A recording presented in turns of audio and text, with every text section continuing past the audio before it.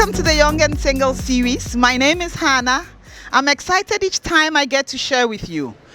If you are new to this channel, you are welcome.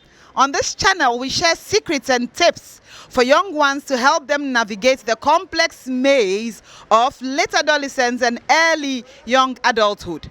Today, we want to talk about something very interesting. If you look right behind me, I'm in the Central Business District of Accra. And you can see high-rise buildings, you can see movement and activity taking place all around me.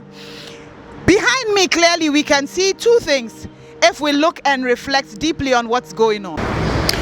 There are people providing solutions, and there are people who are creating problems.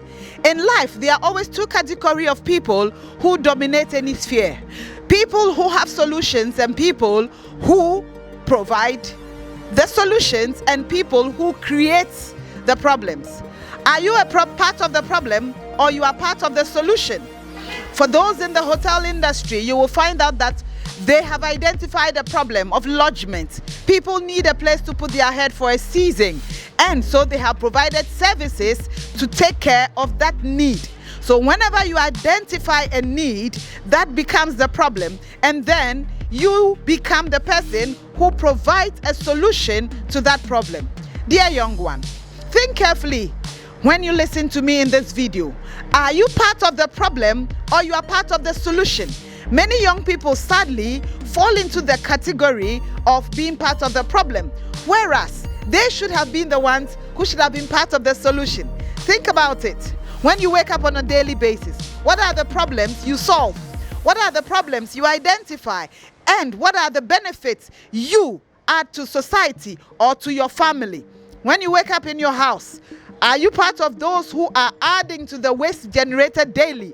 Or you are part of those putting order in the house, cleaning up and making sure that things run smoothly? When you go to school, are you part of the students who give the teachers more than enough extra work to do? Or you are part of those who go studying ahead of time and making sure that you challenge the teachers to work harder? When you go into the workspace, are you part of those wasting data, internet and resources for your personal interest? Or you are part of those who are brainstorming, thinking, and helping the industry to progress? Many times we find, unfortunately, young ones expecting people to help them with respect to their schooling, with respect to getting a good career, with respect to lodgement, feeding, and providing the basic necessities, or even training. That is a need. But these same young ones, when are given the chance to learn, are given the chance to develop capacity, are given the chance to become better, misuse these opportunities that are given to them by parents, by mentors, by their teachers, and by their trainers. There are so many opportunities out there.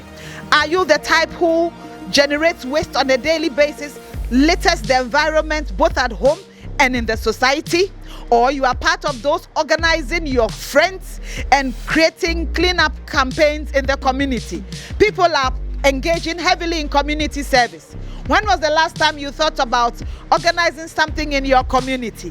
What are the problems in your community you have identified? Things that don't make you happy, things that you could change, things that you wish were done differently. Are you part of those sitting down grumbling, complaining, wishing that your government will solve the problem? Or you are part of those who have sat down and come up with a roadmap or come up with a plan of how you could mobilize young people to begin cleaning, to begin advocacy, to begin educating others to do better things? What is my message today? Are you part of those generating the problems, or you are part of those bringing about solutions? Sadly, those bringing about solutions are not as many as those creating the problem. The majority of young ones today sadly fall in the category of those creating problems, not because they should be creating problems, rather because they are not taking advantage of their youthfulness, of their opportunities. Too many of them undermine their potentials. They undermine themselves. They feel, oh, I'm too young, I don't have age on my side, I don't have money, I don't have networks, I don't have connections. So they lack the needed confidence to be able to be part of the solution. You don't need all these extra things I just mentioned. They are important, but you could always be part of the solution without necessarily being somebody with millions, being somebody with plenty networks. Identify a problem. Think. I've repeated this word 3 times, because when you sit down and constructively reflect on the problem, how did the problem come about? What exactly is the problem? What can I do to solve the problem? Who are the stakeholders I need to engage? And with these questions duly answered, take a step in line with it. So let me give you 1 or 2 case studies. Are you part of the problem or part of the solution? We are looking at 2 case studies that we can use to learn whatever we are talking about today. There was a young boy who identified that he had a number of aged people in his community. These were people whose children were in the midlife of their growth cycle, and so many of them were busy with career and they didn't have time. Even weekends were occupied with church activities, social activities. So many of the aged people lived with nurses or house helps or live-ins. So what did he do? He decided to have a hangout for the aged. He went to talk to the various stakeholders, that is their children, and some of the aged himself, and organized a hangout occasionally every quarter for them. So every quarter there is a drop-off center where these aged come together, and then they are able to interact with each other, share their stories, laugh, sing together, and then they also meet like-minded people. It became a healing and a therapeutic experience for many of these young people who were volunteering to help the aged. It was also very therapeutic for the aged because they met others who were also with similar ailments, who were also very old, whose children were busy not being able to take care of them. There are some who were aged with regrets. There are some who were aged with debilitating diseases. But meeting other colleagues with similar challenges had a way of comforting each other with a time of prayer and fellowship. What happened? They left home renewed, revived, and ready to go through the remaining days of their life. This was one problem a young man identified. He proposed a solution. Instead of idling, he now had something to focus on once a while.